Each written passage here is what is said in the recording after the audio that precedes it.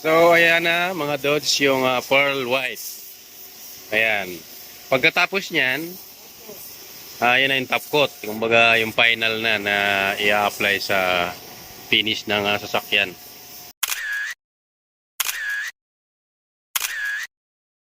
So, what's up mga Dodge? Isang band dito sa Talyer ang ating video kung paano nila pinapaganda ang isang sasakyan.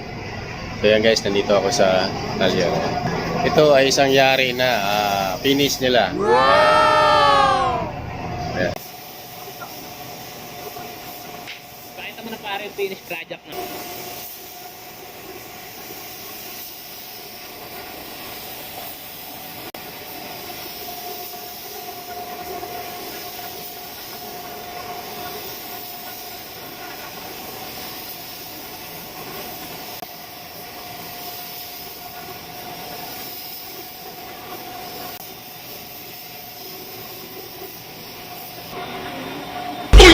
Para ano yan pare?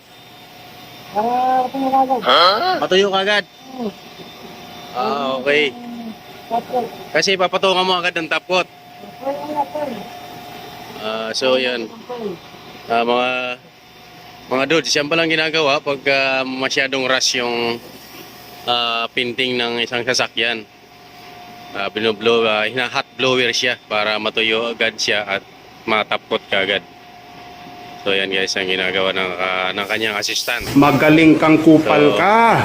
Mga Dodge, dito lang to sa Talyer sa may shop ng Uruguay sa Makati. So ayan. Para mabilis siya mapatungan ng top coat, kailangan siyang hot blower. Ayan guys. Pare, testing mo sa kamay ko. Mainit nga, mainit Gago! Mainit guys. So yan guys, yan na yung nila, susunod na finish product. Baka naman. Ayan. Baka naman daw. Baka naman sa into.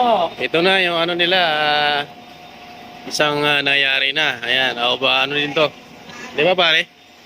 Overall, wash over din to, di ba? Yung ginawa dito, wash over din. Pass over. So ayan, loob labas, labas loob. Mga Dodge. Detailing and repainting. So ayan, ganda na guys. Ayan, kulay. Anong kulay nito? Pare, ang tawag nito? Green, mica green. Mica green. So yung isa, ito naman, ready to ready to pick up. Ito yung ito yung huling blinag ko na mga ibinabalik yung mga parts, ibinabalik yung mga piyesa. So ito yon mga Dodge, ito na yon. Ready to pull out na siya. Ayan. Woo! Napakaganda na mga Dodge. So dito lang yan sa shop Talyer. Ayan. Ready na siya mga Dodge. Ayan. So kung mapapansin nyo, lumit na yung Talyer namin kasi may office na ginawa dito sa side. So ito na lang yung area ng May nakatago Talyer. Ayan. Nakabalot. Yung kamang abangan nila. Ha? Pearl. Pearl white? Yan pala mga Dodge, ang tawag pala dyan, pearl white. Wow. Bago i-top coat pala, ayan. Ayan guys, bago i-top coat, meron pa siyang isang coat na pearl white. Tawagin, bago i-top coat siya. So ayan guys.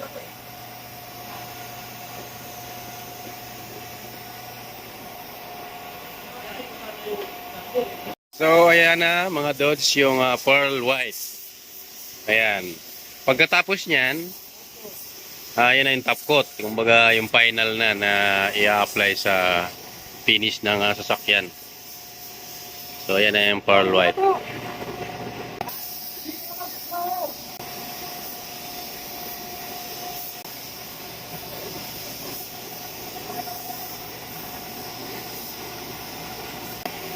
So ayan mga Dodge, sa mga may gustong magpa-repent, wash over ng kanilang mga sasakyan, pwede nyo ako kontakin sa aking Facebook at dito sa Uruguay, Makati, Barangay San Isidro. Magagaling magagaling na mga pintor ang gumagawa dito sa sa talyer ng Makati. Sa mga may gustong ipagawa ng mga sasakyan, pwede nyo ako kontakin. Veterano na yung tumitira nito. Veterano na sa ganyan trabaho, mga dudes. Ayan, ang galing. Ang galing niya. Magaling kang kupal ka. Isa lang ang mukha. Oh. Puti at saka asul. Ito guys, ayan mga dudes. Yan na po yung final top coat ng isang sasakyan kung paano gaganda ang pintura. So ayan mga dudes, ayan yan. Medyo matindi ang amoy. Talagang sacrifice din. Tingnan mo naman yung spray man, no. Guys, oh. Pansin nyo mga dudes, yung naka-top coat at saka yung wala pang top coat. Kitang-kitang pagkakaiba. Ha?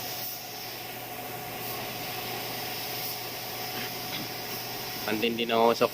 Yung baho niyan, mga dudes, yung pintura niyan, napakabaho yung top coat na yan. Kaya matindi. So, yan po, yan ang magpapaganda na sa isang sasakyan, guys. Ayan, mga dudes, nakasala pa ang kanyang top coat na ina-apply.